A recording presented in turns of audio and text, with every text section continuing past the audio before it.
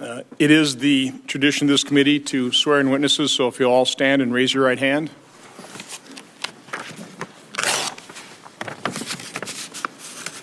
You swear the testimony you will give before this committee will be the truth, the whole truth, and nothing but the truth, so help you God. I do. Please be seated. Our first witness is Miss Ayaan Hirsi Ali. Miss Ali was born in Somalia and migrated to the Netherlands to avoid a forced marriage. She served on the Dutch Parliament and in 2004 wrote the script of a short film, Submission, critical of Islam's treatment of women. After the film was released, the director of the film, Theo van Gogh, was assassinated. Hirsi Ali is the author of several books, most recently The Challenge of Dawah, Political Islam as Ideology and Movement and How to Conquer It. She currently is a research fellow at the Hoover Institution and founder of the Ayaan Hirsi Ali Foundation. Ms. Ali. Chairman Johnson, Member McCaskill, Ranking Member McCaskill, Senators, ladies and gentlemen, I want to join you both in condemning the violence of this morning, and I wish the Congressman a swift recovery. Thank you for this opportunity to talk to you about a threat that's endangering our Constitution, our freedoms, and our way of life. Clearly, not all Muslims pose a threat, but some do. How can we tell the difference? We can by understanding the nature of Islam. Islam is part religion and part a political military doctrine. The part that is a political doctrine consists of a worldview, a system of laws, and a moral code that is totally incompatible with our Constitution, our laws, and our way of life. In 2017, there are two major governments that apply Islamic law or Sharia, Saudi Arabia and Iran. As we sit here, we are also fighting a rogue entity that goes by the name of the Islamic State of Iraq and Syria, or ISIS. ISIS implements Sharia in its most extreme or most pure form. Islamic law, as practiced in these places, negates secular law and demands submission to the ruler without question. Women are subordinate to men and are denied such basic rights as owning their own bodies and sexuality. They face discrimination in marriage, inheritance, and custody. Victims of rape must produce 4 witnesses, and if they don't, many are flogged or stoned to death. Religious minorities are subject to a second-class citizen existence. There is the death penalty for homosexuals and apostates. There are no checks and balances and no free and impartial courts. There is no rule of law. Dissent is brutally suppressed. Not all Muslims, not even those who live in these theocracies, support Sharia. I call those who do Medina Muslims because they invoke Muhammad, the founder of Islam, in Medina. I believe that the vast majority of Muslims accentuate the spiritual aspects of Islam. I call them Mecca Muslims because they cite Muhammad and his legacy from Mecca.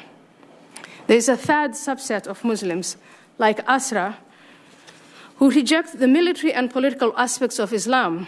I call them the reformers.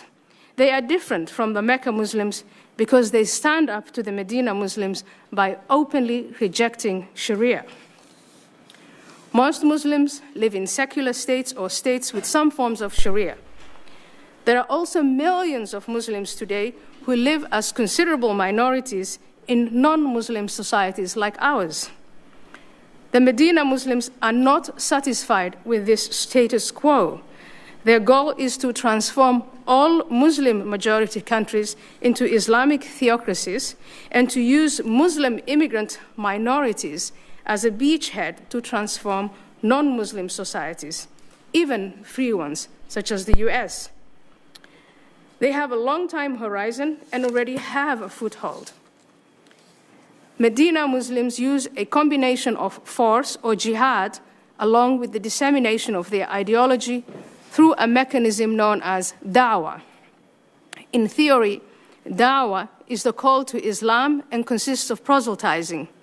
In practice, It's a process of radical indoctrination. Dawah advocates use the cover of missionary efforts, relief work, education, and cultural activities. They target the individual, the family, the education system, the workplace, the broader economic society as a whole. It's totalitarian, like communism and fascism, but different because it's shrouded in religion. This quest by the Medina Muslims to establish Sharia across the globe by all means has led to weak and failed states, to repression, to civil wars, to the exodus of people from their homes, and in free societies to divisiveness and the breakdown of social cohesion. We must stop not only the violent entities like ISIS, Al-Qaeda, Boko Haram, and others, but also dismantle the networks of Dawah. Above all, we need to challenge the principles of Sharia law. I look forward to your questions. Thank you. Thank you, Ms. Ali. Our next witness is Ms. Asra Nomani. Ms. Nomani is a co-founder of the Muslim Reform Movement. She is the author of Standing Alone, An American Woman's Struggle for the Soul of Islam. She also has led the Pearl Project, a student-faculty investigation into the murder of her friend, Danny Pearl, who was executed by members of al-Qaeda. Ms. Nomani. Thank you so much. Thank you, Chairman Johnson. Thank you, Vice Chair McCaskill, and thank you, Senators, for this invitation to be here today. Our hearts are indeed gripped with the horror of this morning's shooting. I feel empathy and compassion for you because this day takes me back to a day 15 years ago when I felt the same gripping of my heart. I learned that day that my colleague and friend, Danny Pearl from the Wall Street Journal, had been kidnapped. We learned in the weeks that followed that he had been kidnapped by militants. And it was 15 years ago, almost to this day, that we learned that he was buried in a plot outside of Karachi, his body cut into pieces by the men who believed that their interpretation of my faith justified this brutal murder. I sit before you because on that day, I developed a passion that I would expect you all will also feel committed to after you learn the intentions, motivations of the shooter this morning. Ayaan lost a friend. I lost a friend. On that day, I made it my duty as a Muslim to stand up against the ideology of extremist Islam that motivated the men that took my friend from this earth. There was one value that connected the 27 men that were involved in Danny's kidnapping and murder, and that was that they had all absorbed the dawah, or the evangelism of an ideological interpretation of Islam that is of the nature that Ayaan is speaking about. I want us to be really clear. This is not the Islam that my parents taught me. The Islam that my parents taught me led me this morning to stand shoulder to shoulder with my father and open my hands and pray for peace of mind for everyone in this world. What Senator McCaskill talks about is really important. We must make this distinction. And I think at the same time, that means that we are clear, as Senator Johnson is talking about, related to the enemy that we face. The ideology of Islamism, or political Islam, contradicts the constitutional values of this country. The elements of Islamism, or political Islam, are very clear. It demands that we have political governance according to the laws of Sharia, or Islamic law. Those standards are in complete contradiction with the laws of our country. I want to tell you from the trenches that this is a reality that we face in our country. In Northern California, Facebook promotes the page of Hizb ut-Tahrir, an organization whose meeting I attended in Northern Virginia last summer. Behind the speakers was a flag for the Islamic State. In Michigan, a man is preaching to advocate for child marriages in the name of Islam. In Northern Virginia, an imam just preached that it is okay to cut the clitoris of girls because it leads to then the ability to keep hypersexuality from expressing itself in the world. What is it that we must do? We must be clear, as Chairman Johnson is saying. We must have moral courage and intellectual courage. We must absolutely separate the many Muslims who do not practice Islamism from those who do. And in that way, the objective that we have to protect Muslims and to be able to differentiate extremism from the large swath of the faith that my family and others practice will be realized. We will, in fact, protect Muslims if we take this strategy of marginalizing the extremists. We as a nation must be committed to shut down the ideology of Islamism, just as we defeated fascism, just as we defeated communism. The ideology of Islamism denies us the right as men and women to sit in a room together as we are sitting today. It denies young girls the right to go to a concert and calls them dangerous women. It denies a woman like myself the right to sit in a bakery in Dhaka, Bangladesh, without being separated and then killed. We have to understand that the future of our world depends on our clear thinking and our wisdom. I came here with fear in my heart because we also face a network that I call the Honor Brigade that wants to silence this conversation. Ayaan and I are under attack constantly. Between us, I don't know how many death threats we have faced, but we sit before you with our backs to both our friends and our enemies because it is our duty. It is our duty to stand up for the humanity in which we believe. When I had fear last night and my mother was beside me, she took my hand and she said, "Do this for humanity. Step forward for humanity." And I urge all of you to remain committed to all the values in which we believe and the freedom and the beauty of this world that we want to see the next generation inherit. Thank you so much. Thank you, Mr. Nomani. Our next witness is Dr. John Lenczowski. Pretty close. Dr. Lenczowski is the founder and president of the Institute of World Politics, a graduate school on national security and international affairs.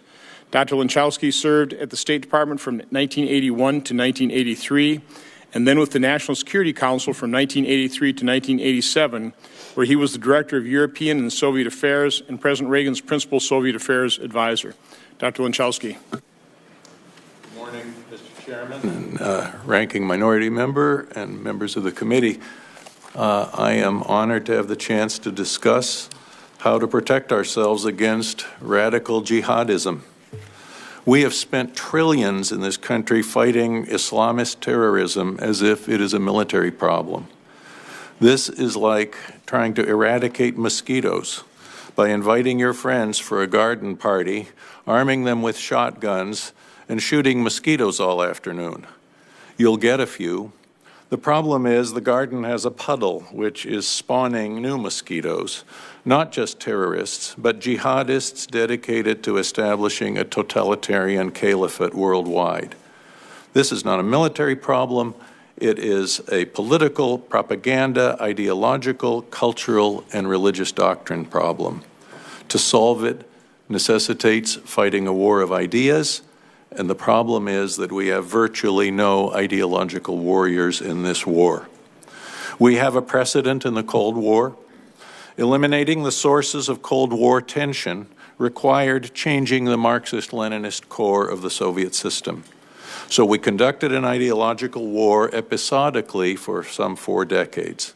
This consisted of the use of the truth to counter Soviet propaganda, undermining the ideology as the basis of Soviet legitimacy, anathematizing the inhumanity of communist rule, offering the peoples of the Soviet Empire a positive alternative, freedom, democracy, and hope for a better life, and supporting resistance forces within the empire. Victory entailed the collapse of the Communist Party and the entire Soviet system. A key indicator of that victory was the concession by the chief party ideologist, Alexander Yakovlev, that the ideology and the system it produced were evil. We must also fight jihadism by targeting its ideological core. Jihadism differs from politically moderate Islam insofar as it seeks to expedite ordinary missionary activity by conducting jihad of the sword and resettlement jihad, migration to non-Muslim lands, establishing separatist enclaves that run according to Sharia, and culminating in political demographic conquest. Modern totalitarian Islamism, which incorporates Marxist-Leninist political strategy, forms the basis of the recruitment of new jihadists, both terrorists and resettlement jihadists. It depends on generating hatred against the infidel, principally through a moral attack against colonialism, Zionism, and U.S. hegemony, and against the West's moral degradation. Defeating this ideology requires an ideological counterattack based on superior moral precepts. Above all, this requires telling the truth and ending self-censorship about radical Islamism, and an information campaign exposing the ideology, exposing jihadist strategy, Sharia, and the crimes of radical Islamist regimes. It then requires an attack on the ideology and its manipulation by jihadists, and I can discuss later on a number of different elements of what that would look like. Finally, it requires offering a positive alternative, including an appeal to conscience and the promotion of human rights. Regrettably, our government is intellectually and organizationally unprepared to do all this. We no longer have centers within our government that promote excellence in public diplomacy, strategic influence, and ideological warfare. So, we should resurrect a new version of the U.S. Information Agency. I would call it the U.S. Public Diplomacy Agency. Located within the State Department, it should contain all the offices addressing influence over public opinion. They would include the Human Rights Bureau, a strengthened version of the current Global Engagement Center to counter jihadist propaganda, an Office of Foreign Opinion Research, a Bureau of Education, Culture, and Ideas with a special Office of Ideological and Religious Affairs, the Voice of America, which should be transferred to this agency from the BBG, and an Office for the Counterintelligence Protection of U.S. public diplomacy programs. The CIA must resurrect serious covert political influence capabilities, including the funding of all and running of all forms of media and the ability to support voices of politically moderate Islam in their efforts to discredit jihadism. Our Defense Department needs to strengthen its military information support operations, and the Department of Homeland Security, the State Department, FBI, and local law enforcement need significantly improved capabilities to distinguish between ordinary Muslims who want their religion to be a religion and not a radical secular ideological program, to distinguish those people from jihadists, and whether when it comes to whom to admit to the United States or with whom to cooperate in the struggle against jihadism. Thank you. I did want to, in my opening statement, and didn't have the piece of paper with me, I wanted to quote Karl Popper from 1945. Let me read the full quote into the record. Again, this was written in 1945. Unlimited tolerance must lead to the disappearance of tolerance. If we extend unlimited tolerance even to those who are intolerant, if we are not prepared to defend a tolerant society against the onslaught of the intolerant, then the tolerant will be destroyed and tolerance with them. Mr. Leiter, in your testimony, you said if we think this is a serious problem, we need a serious solution. That's the point of this hearing. Do you think this is a serious problem? I mean, the reason I called this hearing, by the way, was a Wall Street Journal article written by Ms. Ali describing dawah versus jihad. Hadn't heard of that, quite honestly. You described dawah as pretty benign, and I think it could be. Certainly, as whether it's Christian missionaries, you're trying to promote, evangelize a religion, but what are you evangelizing about? Are you evangelizing the moderate, the nonviolent form, or are you evangelizing the Islamist terrorist form? Do you deny the reality that there are elements, that there are potentially charitable organizations raising money and funneling those dollars into potentially Islamic terrorist groups? Ms. Nomani, can you just kind of respond? Yeah, I would like to say that I've been waiting for this hearing for 15 years because we have been unable to have a conversation about ideology and terrorism when it comes to Islam. I remember a moment when I went to the State Department several years ago, and there was a meeting of public diplomacy official Farah Pundit, and it was to talk about what strategies we could put into place. And I said to her very simply, it's about the ideology. It's about the ideology that you know very well is put out into the world by governments like Iran, Qatar, and Saudi Arabia, and their proxies like the Muslim Brotherhood. But I was told at that meeting that we can't have this conversation about ideology. Our freedom of religion will not allow us to have that conversation in a public space. But what I push back on, and what I am so happy to see us discuss today, is the fact that the ideology that is a problem is one that violates U.S. constitutional law. It is one that wants to see the overthrow of this democracy and wants to see us as women put into separate and segregated spaces with rights that are not equal to men. And so this is a reality. I have with me a book that I bought at the Medina Market in Herndon, Virginia, just off of Route 7, a road that is called Wahhabi Corridor, because off of Route 7 are the mosques, the think tanks, the bookstores that put this ideology out to our community.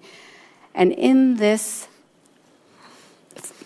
book of law, Islamic law, the Sharia, that is a problem, here on the anniversary of the Orlando attack, it tells us that homosexuals should be killed. It tells us the reasons why we should wage jihad in America and the rest of the world. This is not the Islam that my parents taught me, but this is a reality, and I'm so happy that we are finally confronting the ideological problem. Ms. Ali, would you just like to respond? Yes, I think it's not so much a question of disagreement, but maybe it's a question of perspective. And I think what I would like to do is start with where we agree on, all of us here on the panel, and I hope all of you. And where we all agree on is that Muslims are not synonymous with terrorism or repression or misogyny or any of that. So I'd like to start by making this distinction between Islam as a set of beliefs, as a doctrine, as a tradition, as a civilization on the one hand, and the human beings as Muslims. And if you take Islam and you study, there are libraries full of books on Islam and studies on Islam. And what it boils down to is that Islam is part religion, and it's spiritual, and it has that spiritual and a very rich history of spirituality. But it also has a military, political component.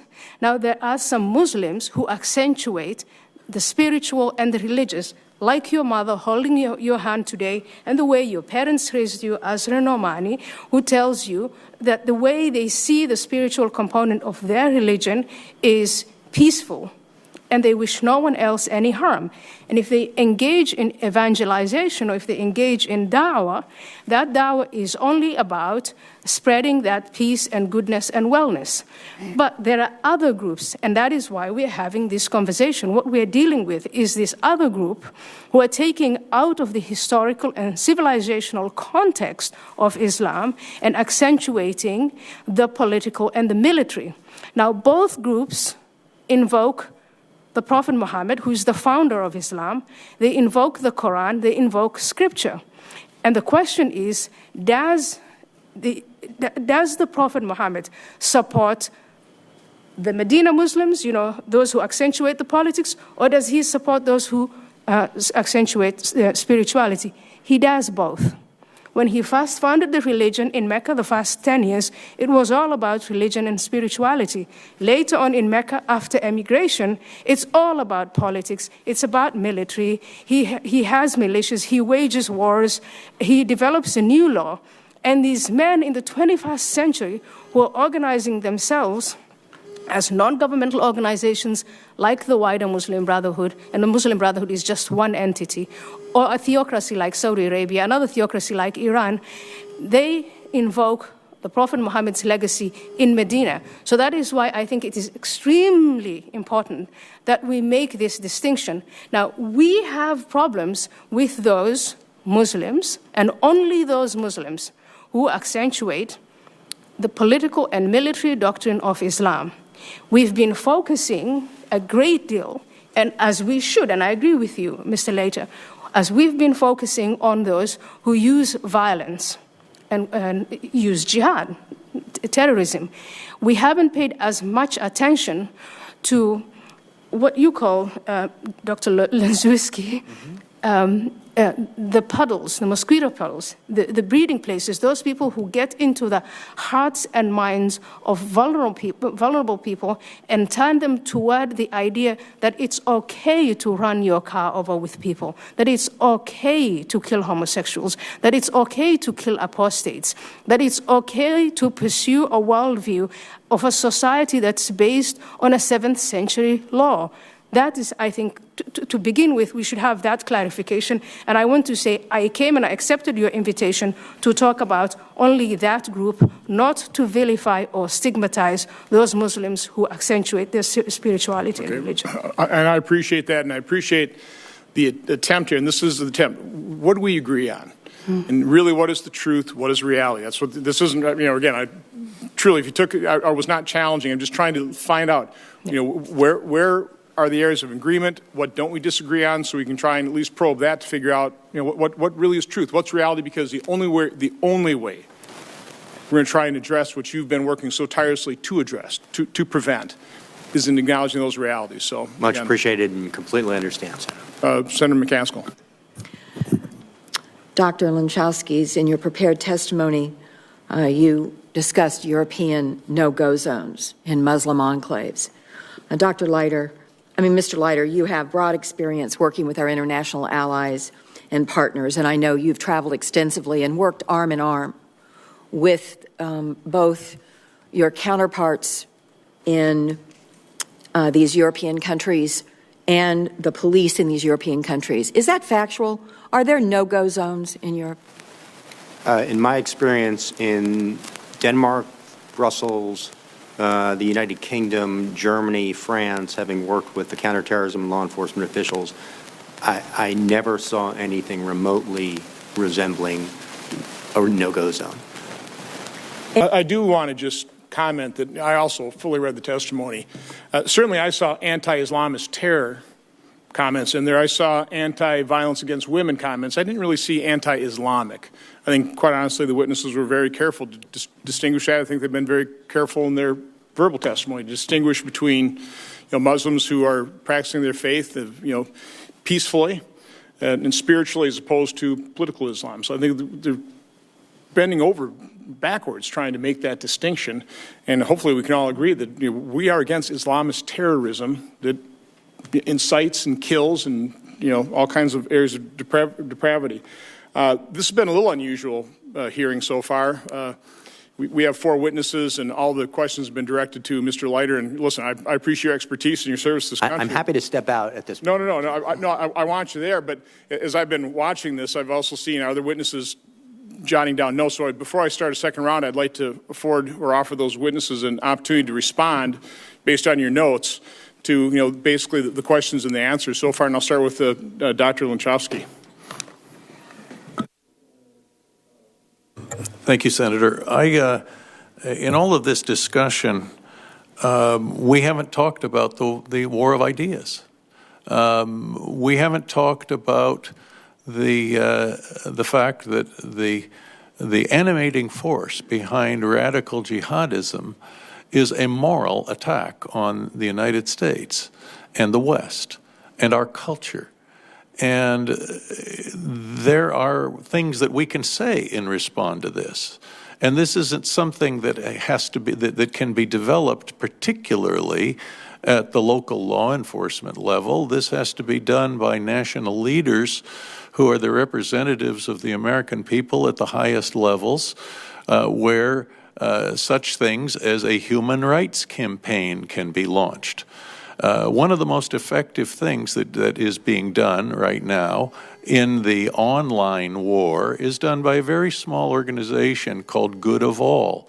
It is dedicated to fighting against radical jihadism and in a radicalization prevention operation by standing for and promoting the Universal Declaration of Human Rights as an alternative set of ideals, as an idea virus that can capture the imagination of the new generation of so-called digital natives, the younger generation who are fluent with computers and cell phones and social media and the like.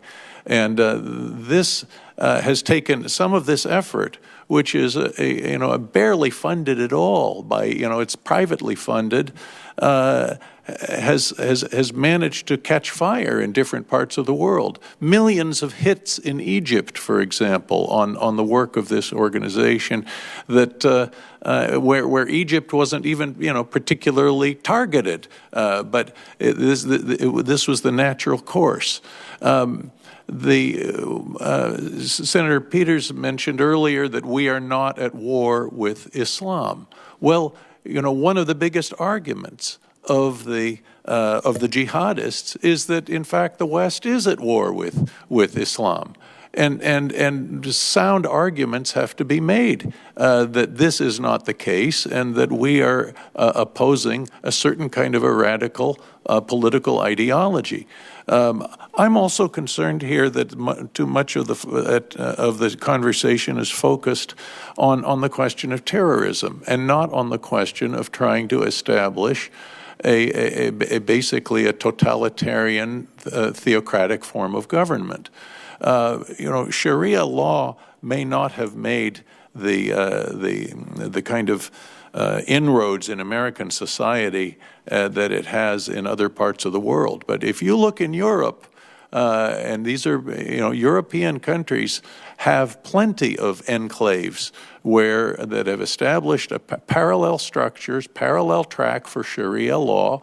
And there are cases in U.S. courts when it comes to family law where a Muslim man may marry an American woman. They will have children. The man can then make his proper Muslim declaration of divorce, and then Sharia family law has triumphed in cases like this, where the husband can take the children off to Saudi Arabia, and the American mother will never see those children again.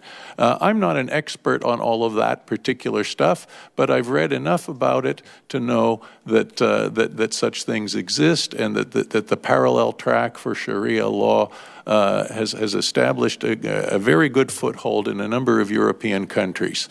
I think that I think that we have to be making it very clear that insofar as there are those who want to try to establish a political order in this country that is at variance with our constitutional freedoms, that this has to be opposed.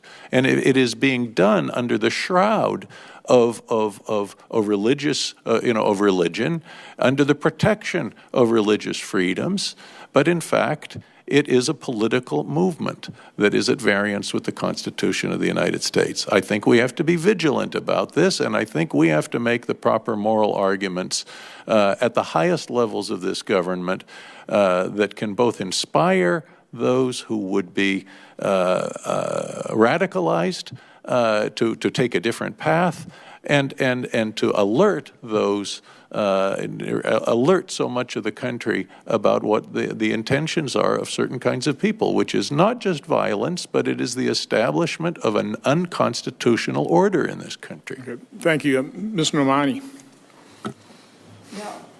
Senator, I have a 14-year-old son, so I watch a few science fiction movies once in a while, and we oftentimes see the monster flailing, and we can take this approach that we try to address every place where that monster hits, from San Bernardino to Orlando to London to Dhaka to Kabul, or we can go to the heart of what is controlling that monster. And what that is an ideology of extremism that everybody on this panel has acknowledged. I have lived on this earth and seen this ideology take root in communities from my hometown of Morgantown, West Virginia, to Northern Virginia, to the rest of the world. The heart of this sits in propaganda machines that are churning out this dawah of extremism. Those propaganda machines are in Qatar, in Iran, in Saudi Arabia, and all of their proxies. Senator McCaskill, you said language matters.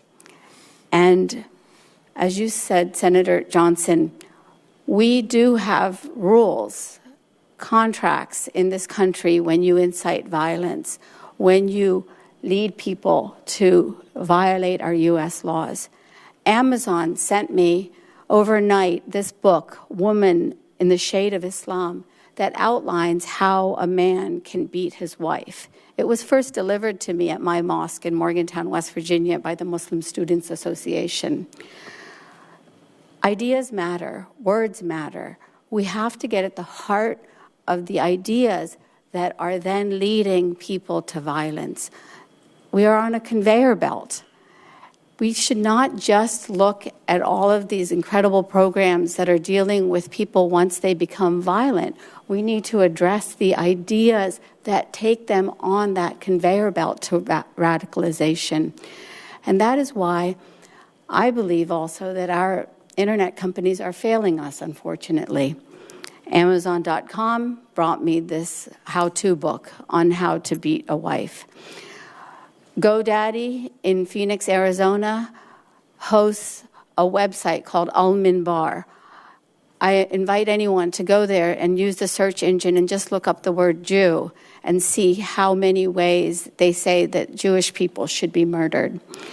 They host the website of Hizb ut-Tahrir, the Islamist organization based in Northern Virginia and Chicago that wants an Islamic state.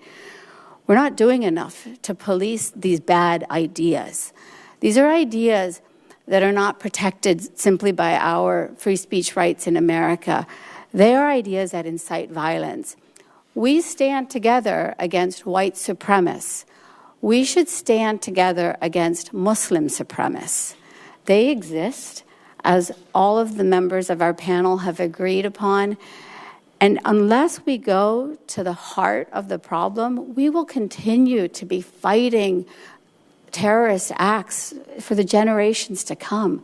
We have to dismantle the network of these bad ideas that are being put forward into the minds and hearts of young people And we have to do it today. We have to investigate, we have to dismantle, and we have to put forward exactly the positive ideas. In the Muslim reform movement, our ideas are for secular governance, for peace, for human rights, including women's rights, consistent with the UN Declaration of Human Rights.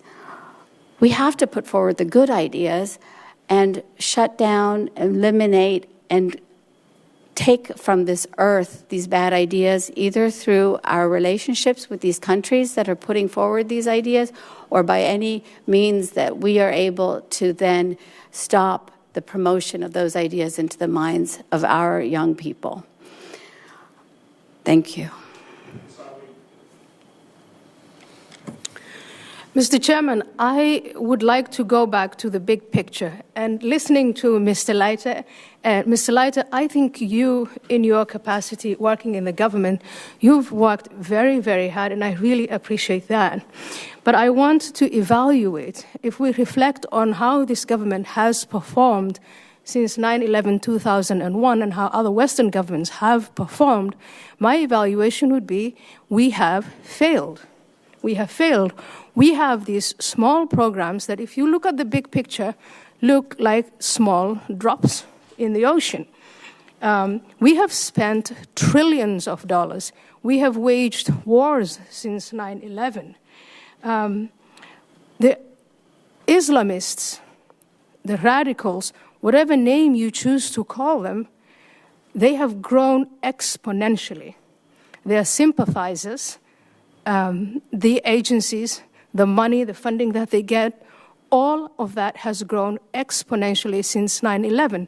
And if our posture on 9/11/2001, if it was, we are going to take the war to them and we're going to stop this evil, in 2017, we can barely say that we have stopped that. It has doubled, tripled, in some places it has quadrupled. We've completely failed to define the enemy. And because we have failed to define the enemy, we're flying blind.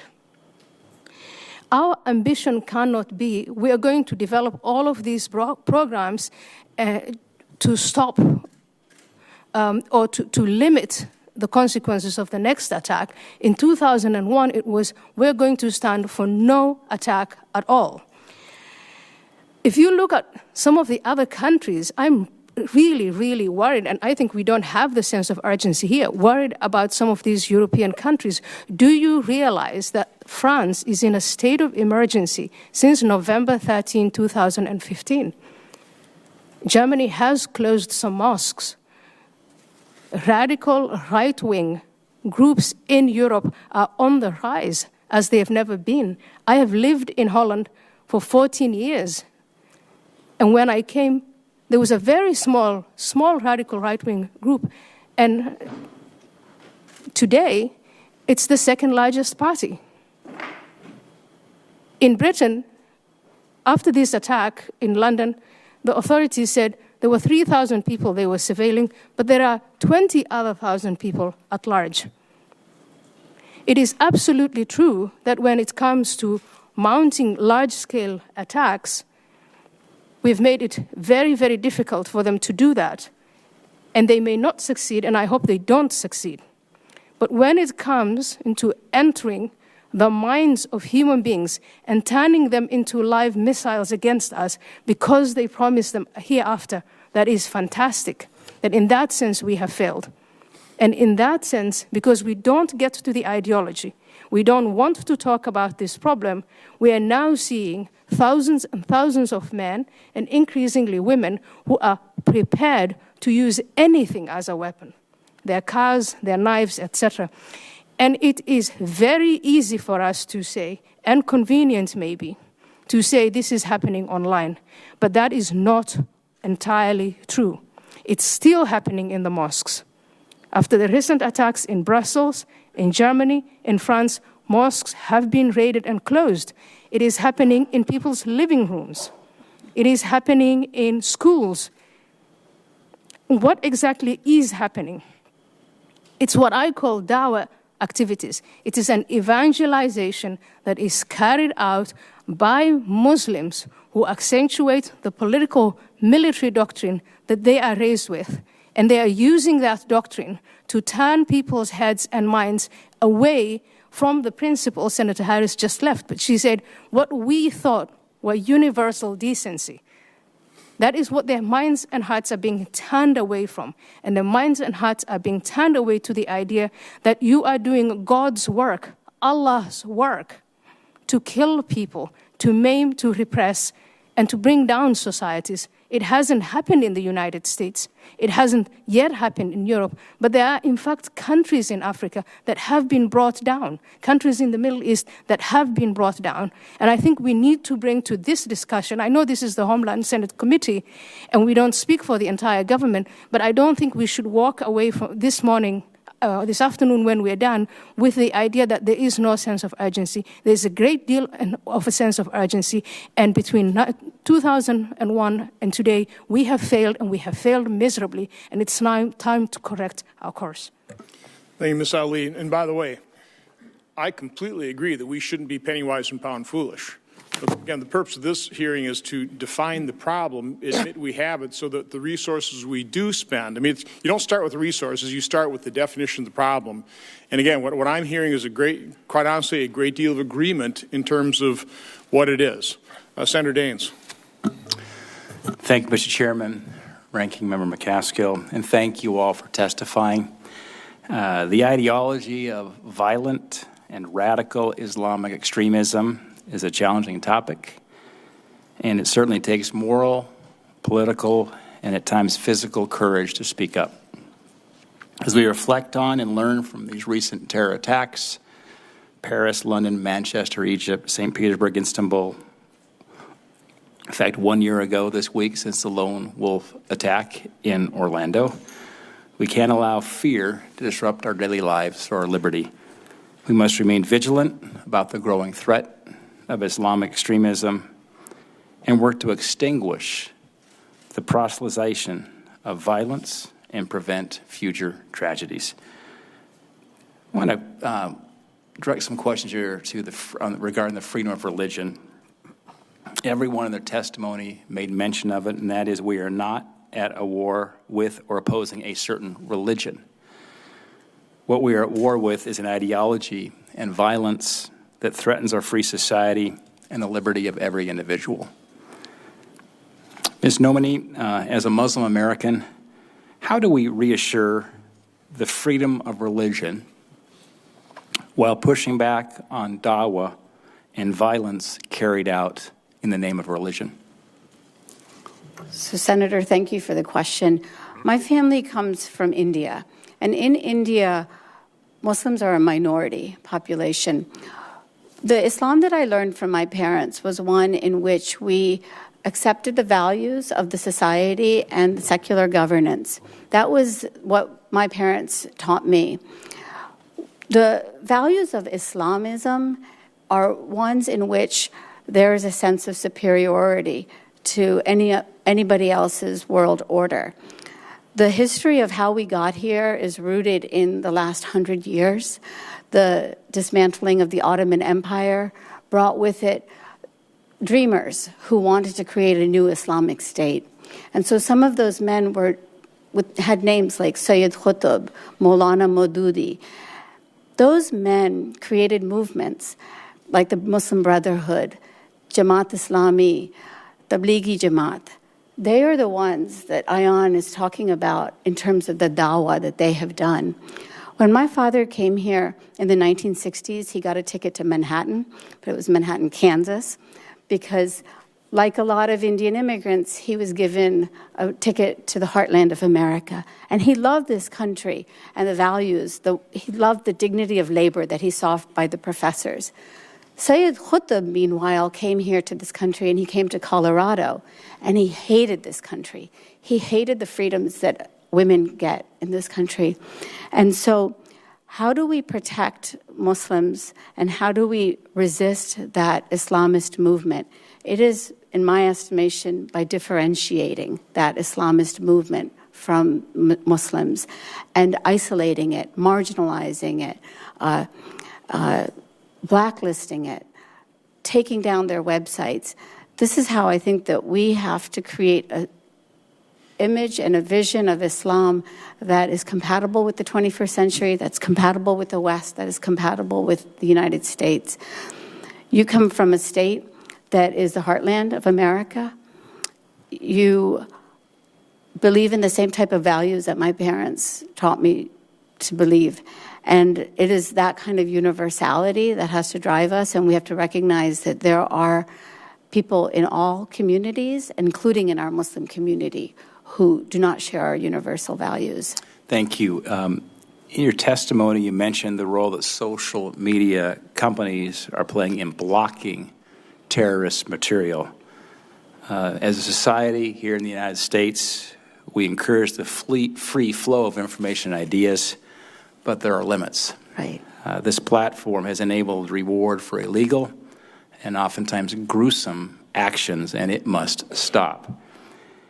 Now, I spent 12 years in the cloud computing business and software business, and I fully appreciate the challenge and commitment to maintain reputable platforms. Twitter announced they suspended over 635,000 accounts for promoting extremism since 2015. But how can governments and Western society augment the tech companies' efforts? So, to me, we have to make a moral decision that we have a right to speak up and against any form of extremism, even when it comes in the name of religion. We should not give Muslim extremists a pass because they are expressing religion. We should not give them a pass because we are afraid of offending Muslims. Like, we have to use the same standards that we apply to all of society against the Muslim supremacists that want to control our country. When I was doing research for this testimony, I looked up the terms of service that GoDaddy has, that Facebook has, that YouTube has. There are so many operators, as you know, who are violating those terms of service by preaching hate against Jews, against gays, from within my Muslim community. And so I feel it's my obligation as a Muslim to say, we cannot allow that to exist. And we have a see something, say something verse in the Quran. It says, bear witness to injustice, even if it's by your own kin. And so in that way, I believe that the social media companies actually have to have the moral courage to police these Muslims who are also practicing hate. Thank you. I want to turn to Dr. Lenczowski. Based on your expertise, how do we get platforms outside the U.S. to get serious like Twitter and Facebook have about removing inappropriate content?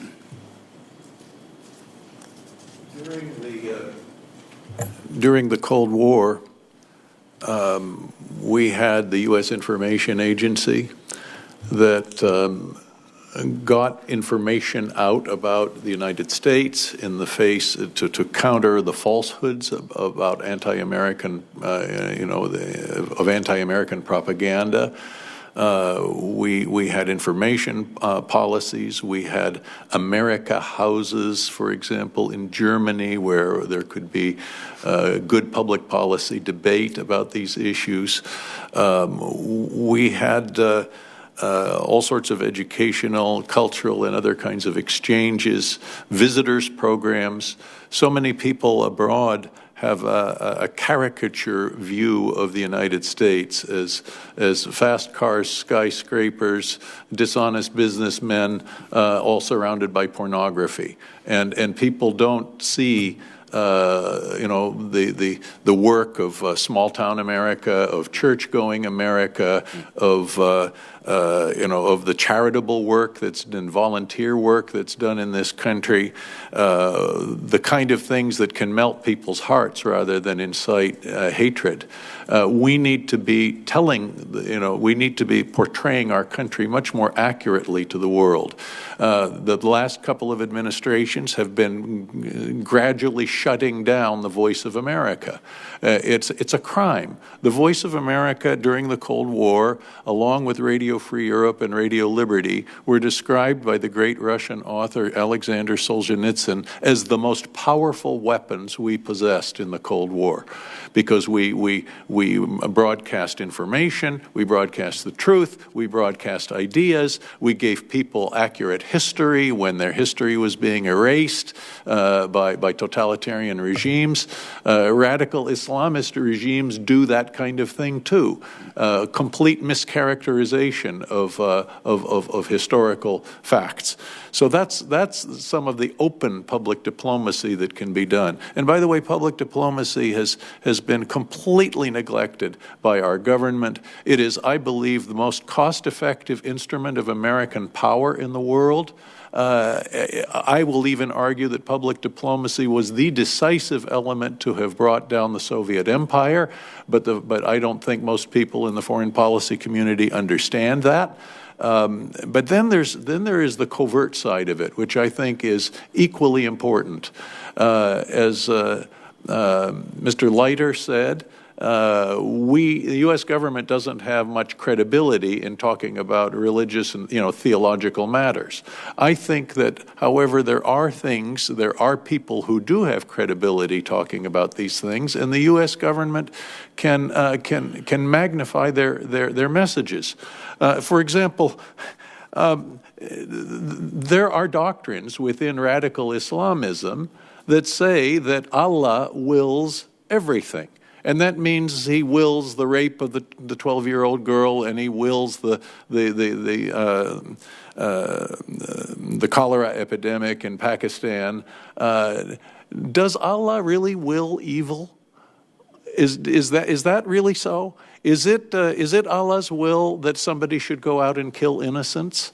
Are you going to go to heaven for killing innocents, or perhaps are you going to go to hell? Is it a satanic thing to do? This is language that perhaps U.S. government U.S. government representatives cannot use, but it is language that can be put on programming, for example, on, say, the Voice of America, and on whether it's radio or television or whatever, where there are discussions about these things. And then there's the covert side of things. During the Cold War, we had, Frank Wisner's mighty Wurlitzer, newsletters, newspapers, journals of opinion, broadcast stations, organizations, the Congress for Cultural Freedom, all sorts of things like this that were designed to fight the war of ideas against communism, and were remarkably effective at doing this. And people wrote for those journals without even knowing where the money came from. The money came from some foundation somewhere, but it was U.S. government money after a few cutouts. So there are many such things. Thank you. Thank you, Mr. Chairman. Thank you, Senator Daines. I just have one further question here. I agree wholeheartedly that we shouldn't be penny wise and pound foolish in terms of resourcing, but it starts with the proper definition of the problem, admitting reality, not denying any reality. Understanding how, I don't like this reality we're dealing with, but we have to deal with it. The U.S. Constitution does not have to be a suicide pact. We have to recognize that. I want to thank all the witnesses. I would encourage all the senators, all the members of the audience, read the full testimony of all the witnesses. Read the full testimony. I think that's probably a pretty good start. So again, thank you all for your courage, for your time, your testimony. This hearing record will remain open for 15 days until June 29th at 5 p.m. for the submission of statements and questions for the record. This hearing is adjourned.